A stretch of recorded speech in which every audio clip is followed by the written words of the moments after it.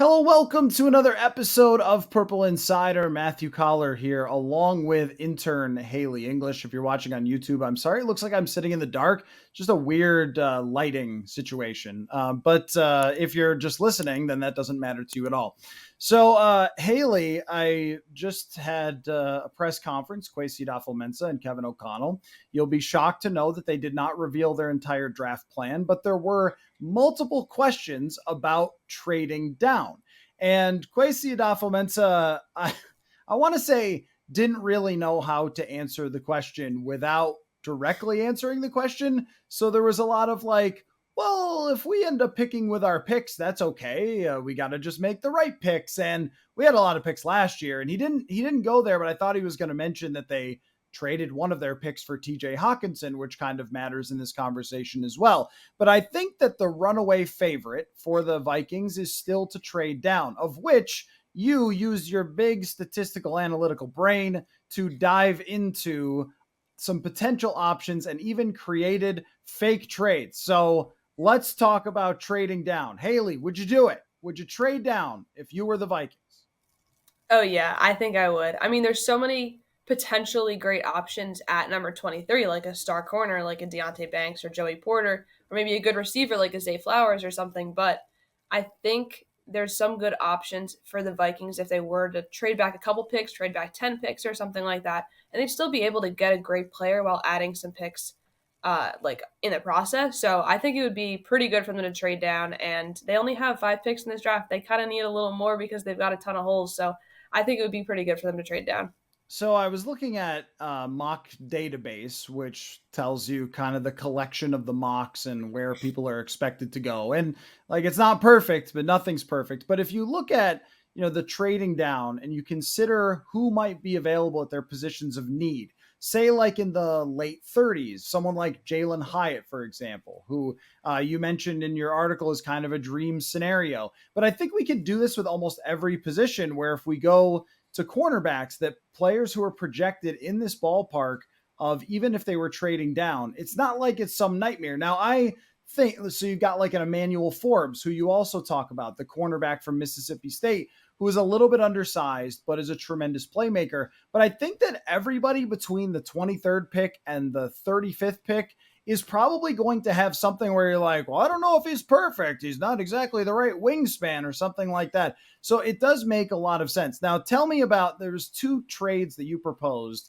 one with the Texans, one with the Falcons. I want to go through them because even though these are just mock imaginary trades, I think that they're extremely realistic potential scenarios. So take me through first your proposed trade with the Houston Texans. Yeah, so I think this is probably the Vikings' best option. We'll kind of say that first, but I have the Vikings trading with the Texans. They're currently at number 33, and I think it's the second pick of the first round, or the third pick of the third pick of the second round. So I have them trading down to there, and they're also grabbing a third round pick, number 73, and a sixth round pick, number 188 in the process. But I also have them giving a late fifth rounder back to the Texans. And I think this is a pretty good trade because you're adding a quality third round pick. They're already at number 87. They're going to pick up number 73.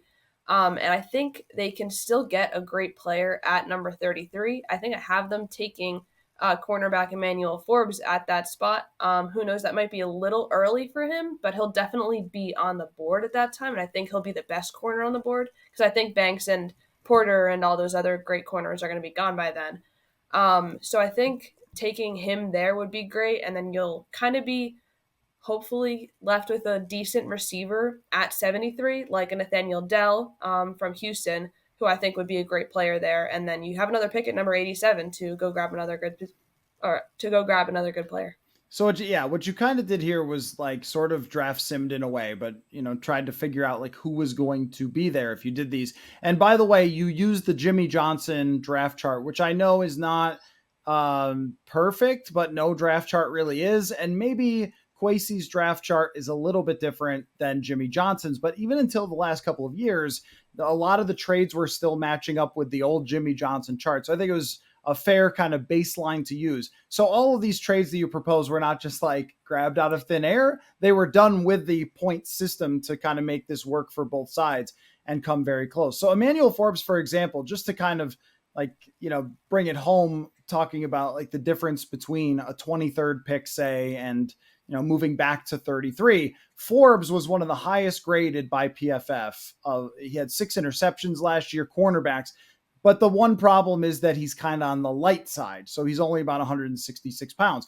This is a theme of the draft past the top 15 is almost like even Deontay Banks. His athleticism, his length and stuff is perfect, but his statistics are not as perfect. Like they're good, but they're not unbelievable. So if you told me like, what are the odds that Banks is good or Forbes is good? It's probably pretty close. I think. I mean, maybe a little bit leaning toward Banks, but how much percentage is that? And then the same thing goes for picking up Dell as an additional wide receiver, where it's like, yeah, he's a little on the smaller side too, but what's the difference chance between him and another receiver? And you get this other additional draft pick. I think this one is very realistic because I also don't think they want to move super, super far back. Mm-hmm. Exactly. Yeah. Only moving back 10 picks and picking up a third rounder in the process. I think that's a great deal that you get.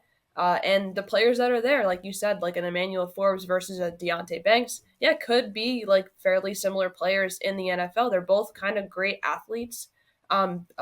Forbes was, I think, the second highest graded corner out of the ones coming out for the draft right now by PFF, only behind Devin Witherspoon, who's like the best one by far kind of right now. So who knows? Forbes could be better than Deontay Banks. And if he puts on a little weight and kind of gets to a more optimal like cornerback size, I know that was a thing with Sauce Gardner. Everyone was like, oh, he's so light. And he put on just a little bit of weight and look what he did last year. So like Emmanuel Forbes could be that type of player for the Vikings if they're able to get him at 33 if they decide to trade down. Yeah, and I think also just not to like say I think Forbes is the best pick in the world, but I think that what they've done when they've kind of missed on some of these guys is that they have gone for guys that weren't really playmakers on the football, and we'll never know what Jeff Gladney would have become. That's a very hard one to talk about on the show because it just obviously, what happened with him was tragic, but when he was coming out in the draft, that was one of the critiques was like, well, the guy just didn't make a lot of plays on the football. And I think that that's one area where I think Kwesi may end up valuing a little bit more because the stats point that way. Now, the other one that you proposed was a little more on the radical side. I'm not going to hate on it because you put a lot of effort into it. But I do think, though, let's imagine they're at US Bank Stadium. They're having their draft party. Everyone's excited. They're like, oh, first round. Everybody's cheering. When will the Vikings pick? And they trade all the way back to explain the trade with the Falcons. So I got them trading back all the way to number 44 with the Falcons. Obviously, like amazing value. You're trading back 21 picks. But then again, do you really want to let 43 players go without selecting any of them? I don't think you really want to. But who knows if everything falls into place for this, it would 100% work. Because what if Emmanuel Forbes falls to number 44? He could. It's still a second round pick. And I've seen him go like not even in the second round, maybe the third round. But I think he's definitely a second round guy. I don't know if he'll be there by 44, but he definitely could. Maybe a Josh Downs, a wide receiver, falls to 44. Who knows? You could definitely get one of those guys there as like if everything goes according to plan. But if you kind of trade that far back and all your top guys are gone, there's no receivers on the board, there's no decent corner or any type of player that you might want, then you're kind of stuck. And I think that would definitely turn the Vikings and all Vikings fans off from trading this far back because there's so much unknown. And you do wonder now with Kwesi Fomensa, I don't know if he's sensitive to criticism or not. Maybe he is, maybe he isn't. But I'm sure that he heard at least a percentage of it last year with trading down as far as he did. So is he going to be willing to do it again? And maybe it's like that meme where it's like, I'll do it again. Like maybe that's Kwesi. Like I will trade down that far again. I don't know if that's the case or not. For how he feels about some of the criticism, or if he went back and re-looked at what he did last year and said, you know what, I actually did trade down too far. But if not, like your point system adds up here. And also I remember hearing that I think it was Howie Roseman looked at second round picks like they were gold because that's where you do end up getting a lot of starters. Now, maybe you don't get Hall of Famers, but you do end up getting a lot of great players in the second round. 44 and let me check what it was, 75, right? It's a little Yeah. far. In your mock scenario, the Falcons are doing this to move up, and they're getting a position of need that they could probably fill with a starter, where the Vikings would be getting Josh Downs and DJ Turner, who are both, I think, good prospects, but Downs is on the small side. Like maybe Turner wasn't the most productive guy. So I this one to me is a little too risky, and I think on draft night I probably would be like, okay, Quasey, we get it. You have analytics and you read Haley, but this is a little much. Yeah, I like as a Vikings fan, I would not be very happy to be sitting in the stadium or wherever the draft party is and seeing that they traded all the way back to 44. I'd be like, "Are you kidding me? I came here for nothing." Like, I know I go to the Jets draft party every year and it was exciting having number 4 and number 10 last year. You're getting two early picks and the Giants were there too and they had two top 10 picks as well. So, I can't imagine like sitting there for that long and being like, "We're not even going to pick tonight." Right. Yeah, that would be pretty obnoxious for everybody there. So but I still think that what you demonstrated here is that there's a lot of options that make sense. That there are a lot of potential opportunities with teams that have multiple picks that could be willing to kind of go get their guy, which we see every year. And you pointed out in the article that there was 9 trades. I mean, like a lot of people are moving and shuffling around in the at the very top of the draft. So I think this is very realistic. If we were making the argument against it, though, like just stay at 23, like let's go to the counter argument here, because I think that it does fit. I think it probably is what they will do, but make the counter argument for me for not trading down. I would probably say if if they love like Quentin Johnston, I don't know if he'll be there by 23, but I think if they love him so much and they want to be like, all right, let's pull a trigger, first round receiver, then I'd say, okay, do it. Like if you really, really, really love a prospect, if they think Deontay Banks can be the next Sauce Gardner, and they truly believe that and everything, and they love the stats, they love how everyone plays, like the guy they really want, then I say, yeah, stay at 23 if they really feel it's worth like that player and a potential like fourth round pick that you might be getting by trading back. If you think that player is worth kind of those two picks, then go for it. Yeah, so like in this scenario, you might have, I mean, imagine, and I don't know what point system they use exactly to create their board, but let's say after Deontay Banks for cornerbacks, he's a 8 out of 10, and the next best guy is a 6, and that their scouts and their analytics and everything else think there's a big fall off a cliff, and they really need a cornerback. I mean, it just is so attractive though to get a corner and a receiver, right? Or a corner and an edge rush. We've made a corner and receiver mostly because those seem to be like the top of the mind. But a corner and an edge rusher, even in the second round, like I look at the linebackers and go, all right, you don't really want to spend first round on a linebacker, but let's say, Jack Campbell from Iowa or Drew Sanders from Arkansas, say those guys are there in the middle of the second round. And then you can fill that need, which you're going to have, obviously, with Jordan Hicks in his last year in his contract. But I do think there's probably something to be said for that. With this receiver class, though, I don't think that there's such a big gap. So like Smith Najigba is at the top, but then like everybody that's number 2 through like 8, I feel like they're projected to be very similar prospects. And this is like one of the, I think, strongest arguments to move back. Yeah, I was looking like through the PFF big board and everything and kind of average draft pick, and it's kind of like Smith and Jigba going kind of first. I feel like he's in a league of his own, even though he didn't play a lot last year. Then you have like Quentin Johnston, Zay Flowers, Jordan Addison. I feel like they're kind of that first round tier. Then it's like maybe like a Josh Downs early second round. But I feel like after Downs, I don't know if you're gonna see a receiver go until like the 70s. Because all the average draft picks, it's like goes from like 40 to 60. And I'm like, whoa, like all these teams in the middle of there, like, what are you going to do? Do you really need a receiver? So maybe one of those receiver needy teams could be like, I want to move up to the first round because I want Zay Flowers. And the Vikings could be the team to trade back with them. Yeah, it's so interesting, right? You mentioned like, so Zay Flowers, on just what I'm looking at the mock draft database, Zay Flowers is listed at 25. Like 3 guys down, we're in the 70s. And it's just like, Yeah. there's just this huge gap between where the projections have Flowers and Jalen Hyatt kind of on the outside of that. Cedric Tillman is kind of an interesting one. But there is this second wave almost that would be only if you're sticking in the third round. And I do think there's kind of a cutoff for where we see great receivers selected. Now, Amon-Ra St. Brown, Terry McLaurin, these guys are third and fourth, but usually I think it tends to be after the second. So that would make a really good case for them. So anyway, that's your fully in-depth breakdown of trading down, but make sure you go read the entire article as well. Now, I wanted to ask you about this interesting trend as I have become completely engulfed in darkness in this room. I'm sorry for that. I have my light on, but the sun is shining next to me and it's just like washing everything out. So, anyway, you don't have to look at me as much. But anyway, so there's a bunch of players who are unhappy with their contracts, including two Vikings, Delvin Cook and Zadarius Smith, or at least in a situation where they could be traded. And around the league, we have Devin White, Dexter Lawrence, DeAndre Hopkins, Saquon Barkley. All these players seem to be unhappy, which I think opens the door for a potential draft day trade, which we saw several of them last year.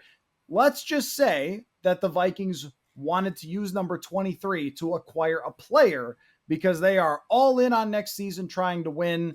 It doesn't have to be one of the players I just named, but is that a good idea? Is it a good idea to trade a late first round pick to acquire a player that you're going to ultimately give a big contract to? Right now, for Vikings, I say no. I don't think it's worth trading number 23 right now. That pick's a little too valuable. You're going to get a player on a rookie contract who could be really, really good. I'd rather trade down in that scenario. The only thing I'd be like, okay, trade 23, fine, is if you're getting like an AJ Brown. Like if you're doing kind of what the Eagles did, I know they're going to have to pay him at some point. But if you can get a young player who's still on a rookie contract, who's got a couple more years left on that rookie contract, maybe, then I'd say go for it. Like Dexter Lawrence, I feel like is the only player probably worthy of being traded for number 23 out of the ones you mentioned.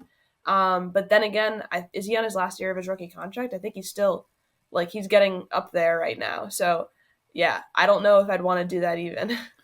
Yeah, and that's the one problem with trading for players is that they're just so freaking expensive. I mean, that the reason that they're on the trade block is that they're wanting a lot more money than their team thinks they're worth or can afford. But there is like if we're trying to play a little bit of devil's advocate here though, like could you imagine Justin Jefferson and DeAndre Hopkins playing football on the same team? I mean, there's a little bit of that.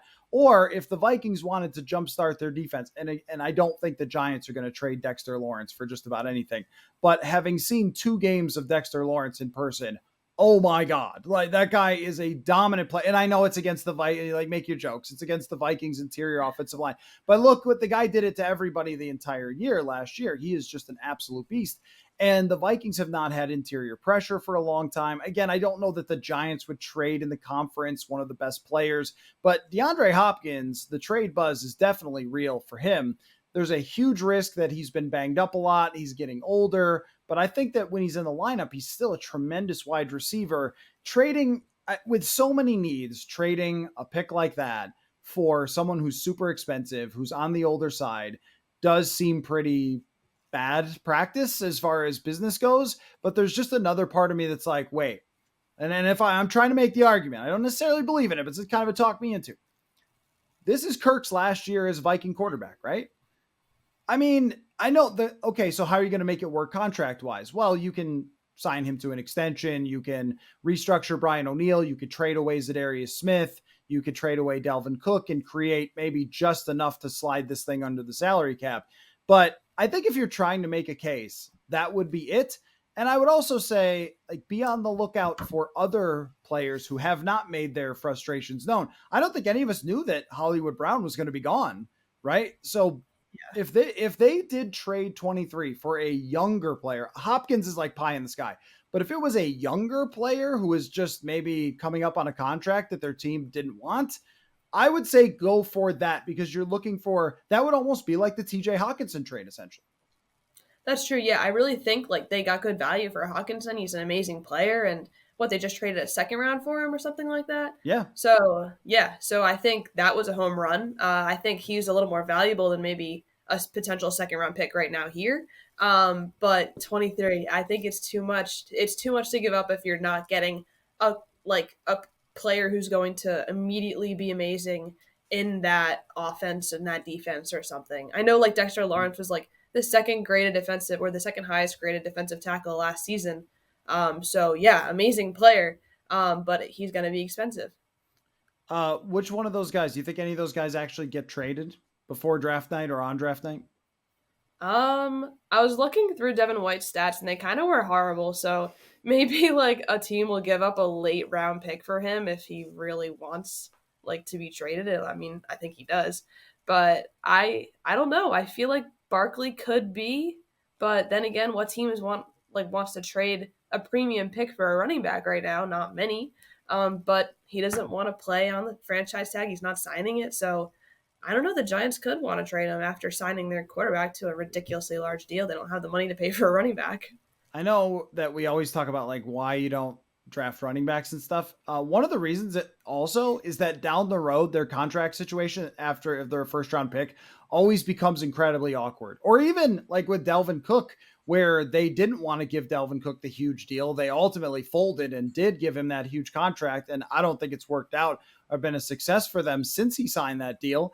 And you always run into this. So, like the player is saying, "Look what I proved in my first few years," and the team is saying, "Yeah, but the age curve, you're beat up, the amount of injuries, the price tag versus what we could do by drafting someone in the third round, all these things." It's like Saquon Barkley, Dalvin Cook, Derrick Henry. You always run into this collision course. If you draft Bijan Robinson, you will run into this eventually. How about Josh Jacobs going to play on the franchise tag? Like here we are with that same situation again. So I think that's a reason not to do it. But I do think that we're going to see some fireworks. I don't really know who, but I feel like the league has gone in this direction where there's a lot less fear. There used to be a lot more of like making the big kind of crazy trade, moving the draft capital. I just don't know who it's going to be. Like, is it going to be the Bears? They seem to want to like, I mean, well, they've got cap space left.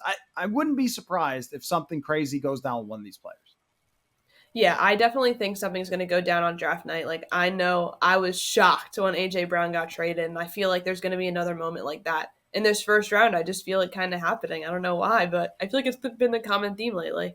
I think Mike Vrabel was also shocked. Like, if Oh I my god, yeah. remember, and now their GM doesn't have his job anymore.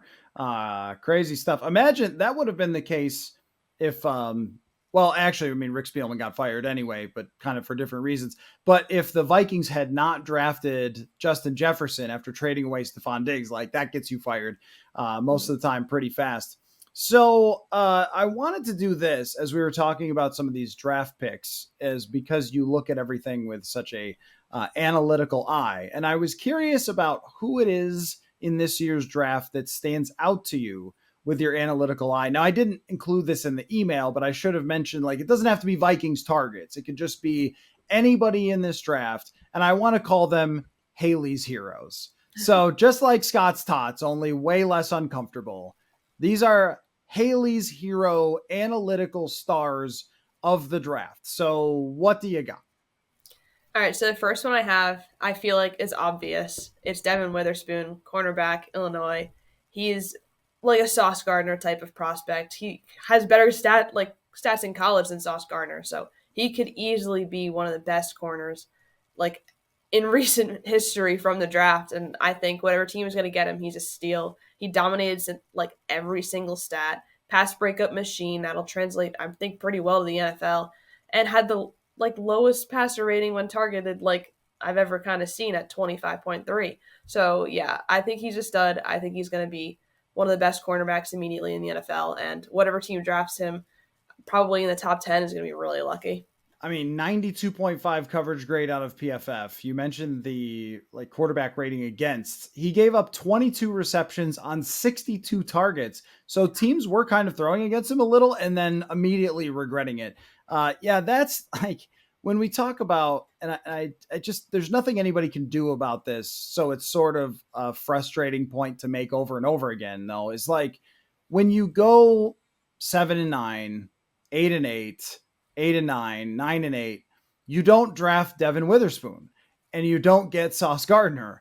And you just like most of the time, I mean, even you don't get Micah Parsons, even if you're not in that top 15, top 10, it's very hard to find these foundational players. Now, the Vikings kind of lucked into it with guys like Harrison Smith and Xavier Rhodes, but they still picked an Anthony Barr extremely high. Like, you usually have to get these foundational players super high. So I don't mean to, I know these are Haley's heroes. I don't mean to make them all about the Vikings, but when you mention someone like that, it's like, now that's what oh, yeah, that's right. They're 23rd, as always, kind of drafting in the middle of the first round.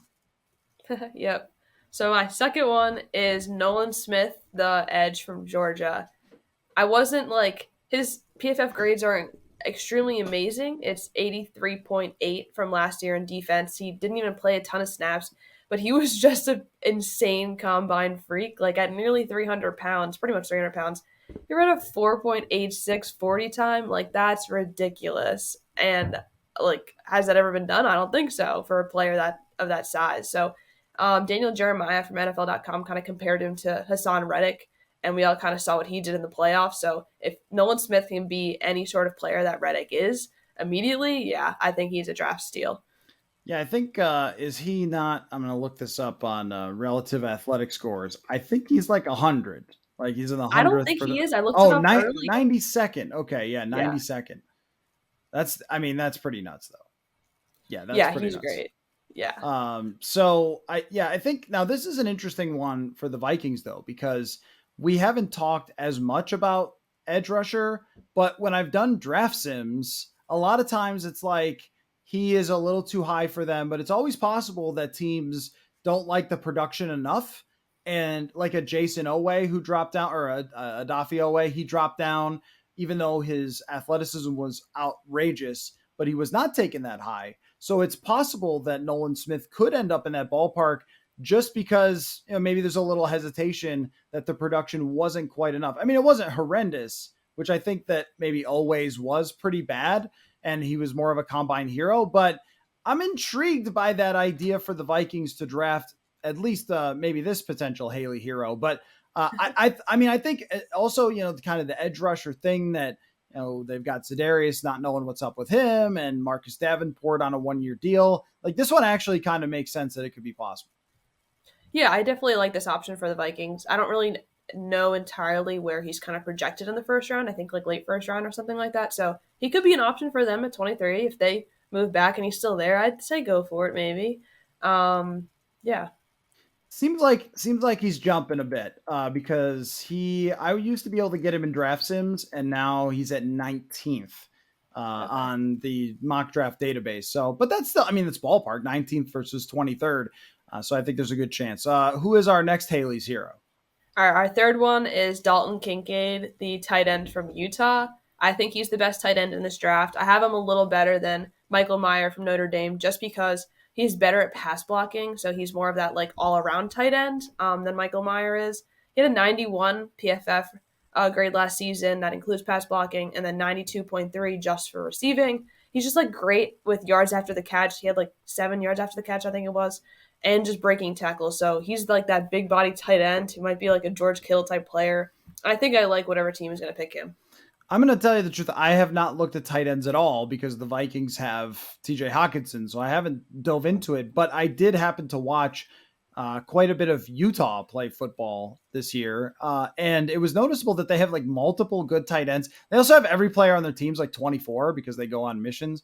And so these old players, these Hendon Hooker old players beating up on poor USC.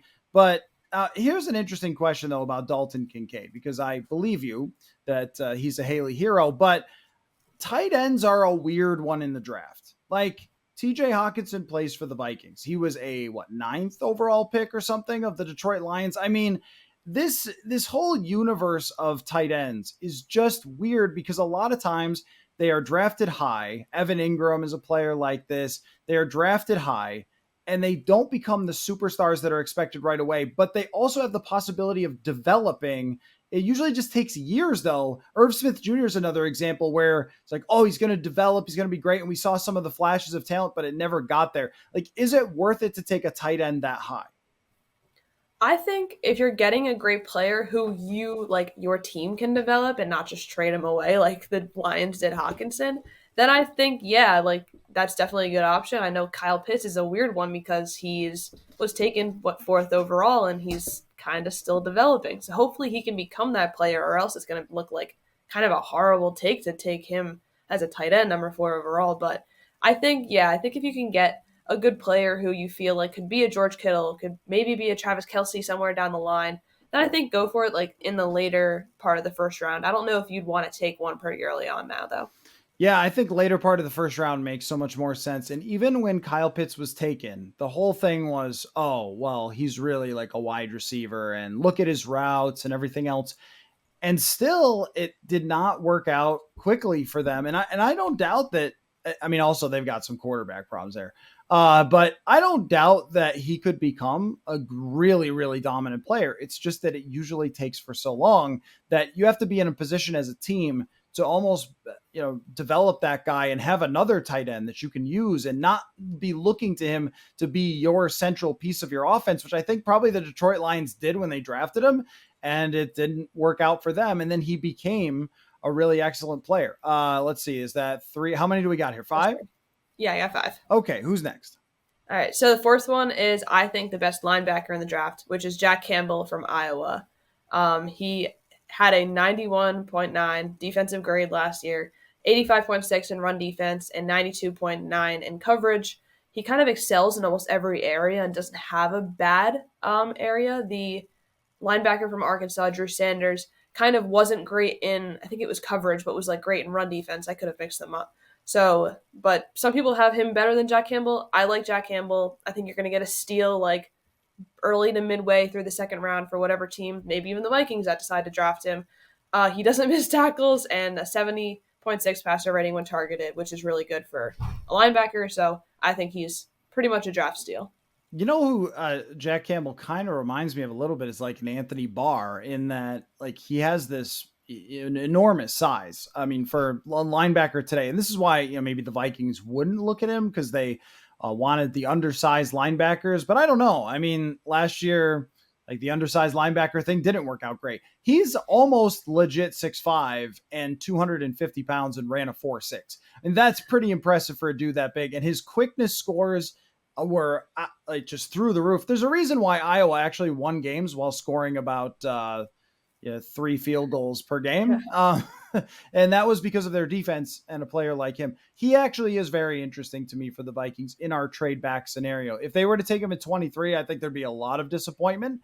But if he were taken, say, like 33, as you kind of laid out there, instead of a corner, and it's hard. It's very hard to say what they're going to do with the corners because, like, are you going to use free agency? Are you going? So if you have a player like this who you think could be a foundational player to your defense to pair him with Brian Asamoah, that's a good place to get him. So I do like this Haley's Hero as a potential target for the Vikings. Yeah, I think he's a great player. All right, so my fifth one, I feel like I wrote one down, but then I thought of another one also. But I feel like they're kind of similar players because they're both very like undersized. So I like the first part of this, like 5A, is going to be Josh Downs, wide receiver from UNC. He, I think he's a star player. He had great receiving stats, 86.1 receiving grade. That's eighth in all of college football and the highest of the top prospects this year, like even over Quentin Johnston and all those other players. And he also had the potential like second overall pick next year throwing to him in Drake May. So I think like having already like an NFL caliber quarterback throwing to you is already a step up because you're not like learning from like, oh, maybe like an okay to a horrible quarterback in college to hopefully a great one in the NFL. You're not like learning anything different. So I think he could be a great player in the NFL. I really like him. He had a really high passer rating when targeted, catches almost everything thrown his way. I mean, that's a lot of on the quarterback because he was really accurate, but I like Josh Downs as a player. Again, he's kind of undersized. But then my second one, like 5B, I'm going to say Deuce Vaughn, the running back from Kansas State. One, I love Kansas State for some reason. I don't know why. And I saw him play one game as I was out to dinner and the game was on TV and he rushed for like 300 yards. And I was like, this guy's awesome. He's what, like 5'6", 5'5". And he's just like a little like bundle of energy and fire that's going to run all over the field. And I don't know if he returns kicks or punts, but could be a thing for him. Kind of like a Darren Sproles type player because he was also really small. But I don't know. I like those two guys, even though they're kind of undersized. Yeah, I mean, Darren Sproles went to Kansas State. It's kind of the same thing. Like, I don't know, there's a connection there. And I really enjoyed watching him play too. Like, I don't know if he'll be a great NFL player. Being 5'5" is difficult, not impossible for a running back.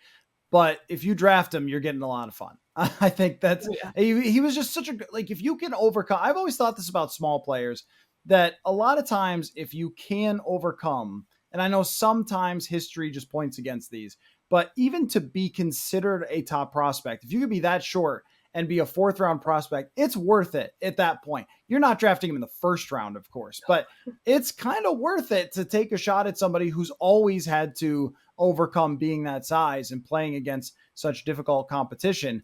So I think that's a really fun one. As far as Josh Downs goes, very interesting prospect because he was great on contested catches. And the irony is like Quentin Johnston was horrible on contested catches, and Josh Downs was amazing. And Downs is tiny, and Johnston is huge, and that might change in the NFL. I don't know. Downs is a very, very tough one. And it was so interesting to hear Kwesi Adolfo-Mensah say that this draft is so much of like an outlier draft with the size of the receivers that there's nothing you can even reach back to and say, oh, well, we're looking at this or we're looking at that. There's not even a lot of players who have ever been considered top 3 round draft picks that are at this size. Now, there hasn't been a lot of success, but I think that's an interesting one because his numbers were so, so good even at that size. That might be like a third rounder. If again, like if it's in the third round, make him a Haley's Hero. We should have got like a jingle. Haley's Heroes. Draft them. So there you go. Oh yeah, Okay. definitely. So those are Haley's Heroes. I'm glad you did that. Well, I'm going to go slightly out of order here because we got two quick things left. But Aaron Rodgers hasn't been traded yet. You notice? It's okay. Have you seen Joe Douglas at the on stage with, I don't remember what that was, some radio thing? He was like, "Oh, he's gonna be here," referring to Aaron Rodgers. He's going to I'm just saying. eventually. I'm just saying. It hasn't happened yet. It's all right. I mean, hopefully it happens before the draft, but if it doesn't, then hey, the Jets will take 3 players in the first 2 rounds. They got back-to-back second-round picks now, and they'll gladly take players with those picks if the Packers don't want them. So who knows? I'm counting down the days until the draft, and if it happens on draft night, I will be in MetLife at the Jets draft party, and that would be the most insane scene ever. The Jets are not giving up number 13, though. No matter how many analysts and everything I see mock a player at 13 to the Packers. I'm like, are you serious? Like the Packers and Jets know number 13 is not in the equation. Like clearly you're not keeping up with this. So he's gonna be on the Jets eventually, and yeah. All right. Every single week we keep coming back, and I just this is our update. He's not a New York Jet yet. You were so confident. I would leave the door open that Aaron Rodgers just decides that he is going to move to Bolivia and become a monk. Okay, like it's always possible that he's going to go live in a tree in South America or something. So I'm just saying that it could happen. But yeah, it's the weirdest thing because like this trade hasn't been done. Rodgers is still on the Packers roster, and yet Jordan Love's like, I'm the quarterback now, and the Jets are talking as if they have Aaron Rodgers, and yet this deal isn't done. And I think that when it comes to the leverage conversation, which just throw me off the tallest building in I Minneapolis, know. I never want to hear the word ever again. so obnoxious. But it's like both and neither. Like both of you kind of do, both of you kind of don't. Would you just do the deal already? We're all tired of hearing about it. Yeah, I'm sick of hearing the word leverage. If I ever hear it again, I'm gonna die. And neither side has leverage. It's about like the same. You go back and forth. You can argue like whatever side you want to hear the answer to. So it's annoying, but it'll happen at some point. The Jets are confident, and if it doesn't, then I don't know. Trade the farm for Lamar, whatever. Yeah. Well, now it looks like he's not going anywhere either. So all of our fun is being ruined. So, last thing I had for you outside of potential questions for me was NFL.com wrote an article about each team's ideal draft picks in the with their first three, but of course the Vikings only have two. And the author of this article, I forget who it was, wrote that the ideal picks were Will Levis for the Vikings and Kytrell Clark, a corner out of Louisville, with the third round pick. And I would like your reaction to saying that that is the ideal situation for the Vikings. Okay, so the person who ever wrote this article clearly hates the Vikings, definitely, because one, Will Levis, no, that's not an ideal pick. Hopefully, he's gone by then, and the Vikings don't have to decide whether to take a quarterback and kind of not go all in for like Kirk's probably last season on the Vikings. So hopefully, it's not even an option, because I don't want them to see, or I don't want to see them take a quarterback for the future when he doesn't have good stats in college and is a big giant question mark, and you kind of wasted a pick at that point, and you're not getting a player who could be good for your team for the next year. And then so I thought that was bad, and then I laughed at Kytrell Clark because I think he's horrible. He's not worthy of a third round pick at all. I think he'd be a sixth or seventh round corner because his stats are absolutely horrible. Like, I probably have 15 corners ahead of him in this draft, at least 15 corners ahead of him. He had a 58.5 coverage grade. Like, why are you going to draft someone that high with a 58.5 coverage grade? He regressed heavily that year too. He had coverage grades in 2020 and 21 of like 71 and 72. So those aren't even great. Like, I wouldn't be extremely high on him if he went 70 again. But he dropped down to 58. Like, gosh, that's not great. And then he let receivers catch passes 61% of the time, had 107.8 passer rating when targeted, only 2 pass breakups. Like, he's god awful. I didn't even have him in my like table of top 15 corners. So I was like, who the heck is this guy? So yeah, there's so many great corners that'll be there at 87 for them. Maybe like Hodges Tomlinson, like Clark Phillips or something like that. Why are you like mocking someone who's kind of bad and should be a 5th or 6th round, 7th round pick? I don't know. Tell me how you really feel about this, Haley. I'd really like to. I think that we could tell you're waffling on this ideal scenario.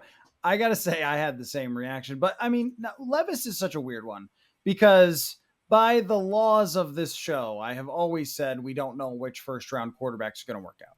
But there's just a lot of red flags with Will Levis, including that he eats bananas whole, which is real. Did you see this video? No. He made a video of himself where he's just like, it's like a banana that's kind of expired, and he eats the whole thing with the peel.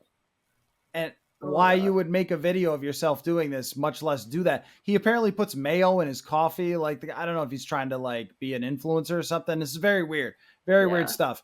That doesn't take him off my board, but it is interesting to me that there seems to be like a growing kind of, I don't really know if this guy's really going to be an actual first round pick. The numbers aren't that good. And Kevin O'Connell talking about they all have to be in agreement about Will Levis. I feel like he'd be a hard player to get agreement on, because if you're Quasey, how do you say that this guy has the numbers? And then, his pro day maybe wasn't that great, and like his performance wasn't that great last year. I think I would have to say, okay, this is a good pick because they made their selection for the future. Like, just again, the bylaws of the show. If someone gets drafted in the first round as a quarterback, that's a good idea. But this presses the edges of that. Probably just as much or more than Hendon Hooker, because Hendon Hooker was so much better in college than Will Levis. Will Levis is also old, by the way. So a lot of red flags there. And the other guy, like, wow, I haven't even heard of this player at this point, and this is who you're saying is ideal for them. Very, very strange, very strange. But I wanted you to bash Will Levis more. What is your? Let's put it this way, though. What is your confidence, though? What is your confidence that Will Levis is not going to work out? I'd probably, so like in a percentage, the percent that I think he won't work out is probably like close to 75. I think he's going to be one of the biggest, like, if he's taken pretty early on in the first round, oh my God, like, I'm like, you might be the biggest quarterback bust in a while right now. I mean, Zach Wilson was obviously horrible. There's been other, like, first round busts, but I think he's the biggest potential for a bust in this draft for the quarterbacks. Yeah, I agree. Yeah, sorry. I was going to say the biggest busts have all happened to your favorite team. Oh, yeah. But you went there.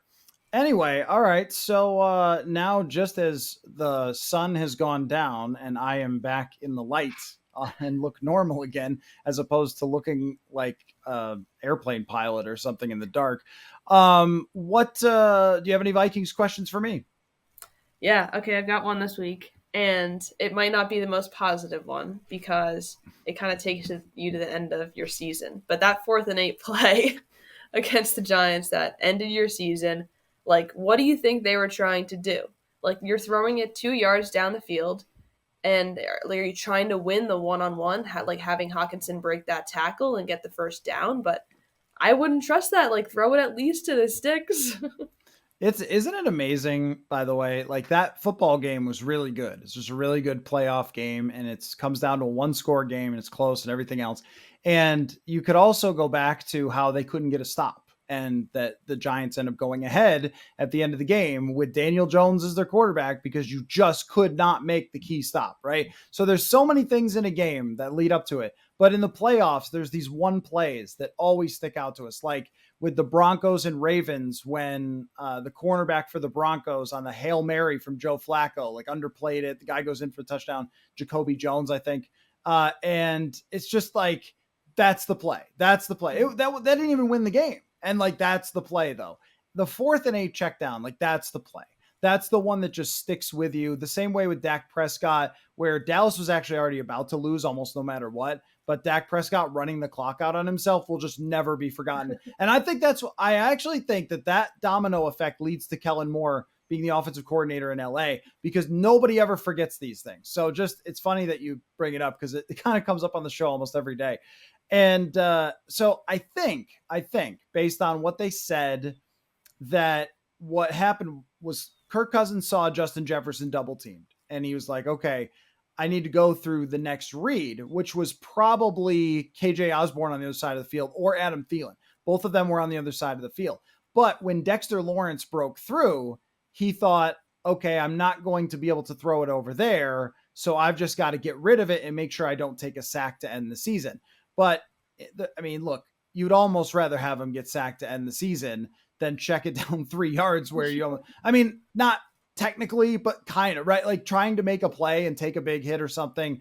But mostly you just want him to throw to double coverage. And Kirk saying after the game that he like didn't throw it to Jefferson because he was doubled was like, why would you tell everyone that? Because throw it to him when he's doubled. And then I'm sure Jefferson's reaction after the game was probably like, really, man? Really? Like, really? So that was tough. But for me, the funny thing is for me, so this whole season was nuts, right? It's like one of the longest feeling seasons I've ever covered because every week was just something totally insane, week after week after week. And so there was like the 2-minute warning, I think. They come back out. Kirk throws that pass. And I turned to the person next to me, which is Sam Ekstrom, which our audience knows. He was, Purple Insider. And I said to Sam, I was like, wow, all comes down to this next play. And Sam goes, no, it doesn't. It's over. I was like, that was 4th down. Like, I had like a Tom Brady moment of like losing what down it was because in my mind, I was like, oh, wow, there's no way he just threw a check down on 4th down and 8. So, that one, it's going to stick with him, which is, it's unfair and it's fair, right? Like, I don't know how you tell me how you feel about it. I feel like it's unfair and it's fair. Like in some ways, it's so definitive of why they haven't gone any farther throughout the years, but also super unfair to a guy who had all these like clutch plays throughout the season to put it on that one. But then there's another part that's like fair because a lot of quarterbacks who win run away or take risks or make that, you know what I mean? So I don't know. It's a play that will definitely live in Vikings infamy for sure.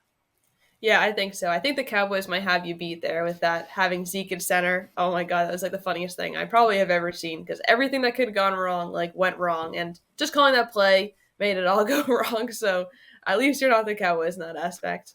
And again, like the game is over, but you just did the stupid. If they just threw an incomplete pass regularly, no one would ever remember that. And then, so 2 years in a row, the Cowboys end on the stupidest fashion. So anyway, well, once again, as always, I tell you to go read what Haley has written. PurpleInsider.com had some glitches, but now it is back up and running and all good. So go there, check it out. It's a fantastic piece. And we will do it again next week. And wow, we're almost there. We are closing in. Haley, you excited? Yeah, definitely. Draft night. I mean, as a Jets fan, a draft night is that's the night of the year. It's the most exciting one. It's the one everyone looks forward to because there's optimism. So I think draft night's always fun. I love the first round, and I'm excited for it. Your Super Bowl. Maybe we'll have to do we'll do analytical draft sim, and we'll let you draft sim for the Jets. We'll do that for next week. All right, cool. Thanks for your time as always. Thanks everybody for listening, and we will see you soon. Awesome.